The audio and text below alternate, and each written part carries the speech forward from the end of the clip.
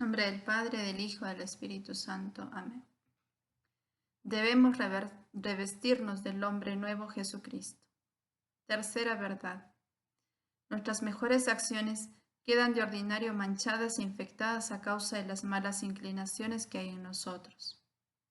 Cuando se vierte agua limpia y clara en una vasija que huele mal, o vino en una garrafa maleada por otro vino, el agua clara y el vino se dañan y toman fácilmente el mal olor. Del mismo modo, cuando Dios vierte en nuestra alma infectada por el pecado original y actual sus gracias y rocíos celestiales, o el vino delicioso de su amor, sus bienes se deterioran y dañan ordinariamente a causa de la levadura de las malas inclinaciones que el pecado ha dejado en nosotros. Y nuestras acciones, aun las inspiradas por las virtudes más sublimes, se resienten de ello. Es por tanto de suma importancia para alcanzar la perfección que sólo se adquiere por la unión con Jesucristo, liberarnos de lo malo que hay en nosotros. De lo contrario, nuestro Señor, que es infinitamente santo y detesta la menor mancha en el alma, nos rechazará de su presencia y no se unirá a nosotros. Para vaciarnos de nosotros mismos, debemos en primer lugar conocer bien, con la luz del Espíritu Santo, nuestras malas inclinaciones, nuestra incapacidad para todo bien concerniente a la salvación, nuestra debilidad en todo, nuestra continua inconstancia, nuestra indignidad para toda gracia y nuestra iniquidad en todo lugar. El pecado de nuestro primer padre nos perjudicó a todos casi totalmente. Nos dejó agriados, engreídos e infectados como la levadura agria, levantada e infectada toda la masa que se la pone. Nuestros pecados actuales, mortales o veniales, que estén perdonados, han acrecentado la concupiscencia, debilidad, inconstancia y corrupciones naturales y dejado huellas de maldad en nosotros. Nuestros cuerpos se hallan tan corrompidos que el Espíritu Santo los llama cuerpos de pecado, concebidos en pecado, alimentados en el pecado y capaces de todo pecado. Cuerpos sujetos a 1000 enfermedades que día en día corrompen y no engendran sino corrupción. Nuestra alma unida al cuerpo se ha hecho tan carnal que la Biblia la llama carne. Toda carne se había corrompido en su proceder. Tenemos por única herencia el orgullo y la ceguera en el espíritu, el endurecimiento en el corazón, la debilidad y la inconstancia en el alma, la concupiscencia, las pasiones rebeldes y las enfermedades en el cuerpo. Somos por naturaleza más soberbios que los pavos reales, más apegados a la tierra que los sapos, más viles que los cerdos, más coléricos que los tigres, más perezosos que las tortugas, más débiles que las cañas y más inconstantes que las veletas. En el fondo no tenemos sino la nada y el pecado, y solo merecemos la ira divina y la condenación eterna. Siendo ello así, ¿por qué maravillarnos de que nuestro Señor Jesucristo haya dicho que quien quiera seguirle debe renunciarse a sí mismo y odiar su propia vida? Y el que ama su alma la perderá, y quien la odia la salvará. Esta infinita sabiduría, que no da prescripciones sin motivo, no nos ordena el odio a nosotros mismos, sino porque somos extremadamente dignos de odio. Nada tan digno de amor como Dios, nada tan digno de odio como nosotros mismos.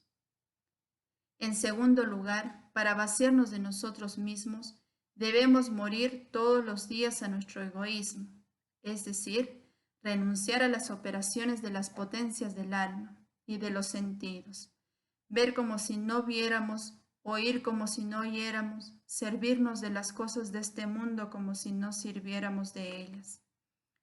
Es lo que San Pablo llama morir cada día. Si el grano de trigo cae en tierra y no muere, queda infecundo. Se vuelve tierra y no produce buen fruto. Si no morimos a nosotros mismos, y si nuestras devociones más santas no nos llevan a esta muerte necesaria y fecunda, no produciremos fruto que valga la pena, y nuestras devociones serán inútiles. Todas nuestras obras de virtud quedarán manchadas por el egoísmo y la voluntad propia. Dios rechazará los mayores sacrificios y las mejores acciones que ejecutamos a la hora de la muerte. Nos encontraremos con las manos vacías de virtudes y méritos, y no tendremos ni una chispa de ese amor puro que solo se comunica a quienes han muerto a sí mismos y cuya vida está escondida en Cristo, en Dios. En tercer lugar, debemos esconder entre las devociones a la Santísima Virgen la que nos lleva más perfectamente a dicha muerte el egoísmo, por ser la mejor y más santificadora, porque no hay que creer que es oro todo lo que brilla, ni miel todo lo dulce, ni el camino más fácil y lo que practica la mayoría es lo más eficaz para la salvación. Así como hay secretos naturales para hacer en poco tiempo, con pocos gastos y gran facilidad ciertas operaciones naturales, también hay secretos en el orden de la gracia para realizar en poco tiempo, con dulzura y facilidad, operaciones sobrenaturales. Liberarte del egoísmo, llenarte de Dios y hacerte perfecto. La práctica que quiero descubrirte es uno de esos secretos de la gracia ignorado por gran número de cristianos, conocido de pocos devotos, practicado y saboreado por un número aún menor. Expongamos la cuarta verdad, consecuencia de la tercera, antes de abordar a dicha práctica. La acción maternal de María facilita el encuentro personal con Cristo. Cuarta verdad. Es más perfecto porque es más humilde no acercarnos a Dios por nosotros mismos, sino acudir a un mediador. Estando tan corrompida nuestra naturaleza, como acabo de mostrar, si nos apoyamos en nuestros propios esfuerzos, habilidad y preparación para llegar hasta Dios y agradarle ciertamente, nuestras obras de justificación quedarán manchadas o pesarán muy poco delante de Dios, para comprometerlo a unirse a nosotros y escucharnos. Porque sin razón nos ha dado Dios mediadores ante sí mismo. Vio nuestra indignidad e incapacidad, se apiadó de nosotros, y para darnos acceso a sus misericordias, nos proveyó de poderosos mediadores ante su grandeza. Por tanto, despreocuparte de tales mediadores y acercarte directamente a la santidad divina sin recomendación alguna es faltar a la humildad y al respeto debido a un Dios tan excelso y santo. Es hacer menos caso de ese Rey de Reyes, del que harías de un soberano príncipe de la tierra, a quien no te acercarías sin un amigo que hable por ti. Jesucristo es nuestro abogado y mediador de redención ante el Padre. Por Él debemos orar junto con la Iglesia triunfante y militante. Por Él tenemos acceso ante la majestad divina y solo apoyados en Él, revestidos de sus méritos, deberemos presentarnos ante el Padre, así como el humilde Jacob compareció ante su padre Isaac para recibir la bendición, cubierto con pieles de cabrito. Pero, ¿no necesitamos acaso de un mediador ante el mismo mediador?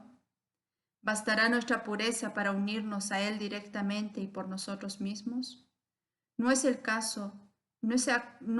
acaso Dios al igual que en todo su Padre y por consiguiente el Santo de los Santos, tan digno de respeto como su Padre?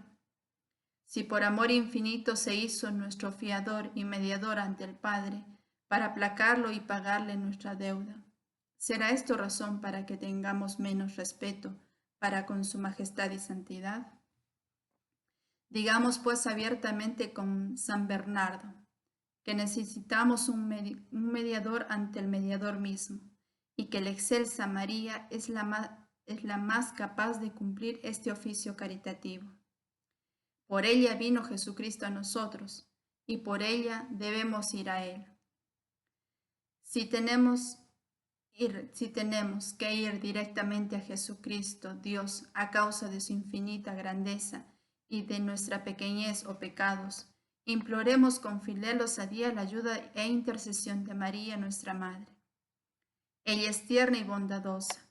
En ella no hay nada austero o repulsivo, ni excesivamente sublime o deslumbrante.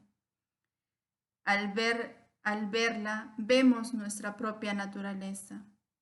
No es el sol que con la viveza de sus rayos podría deslumbrarnos a causa de nuestra debilidad. Es hermosa y apacible como la luna, que recibe la luz del sol para acomodarla a la debilidad de nuestra vista. María es tan caritativa que no rechaza a ninguno de los que imploran su intercesión, por más pecador que sea, pues como dicen los santos, jamás se ha oído decir que alguien haya acudido confiado y perseverantemente a ella y haya sido rechazado. Ella es tan poderosa y sus peticiones jamás han sido desoídas.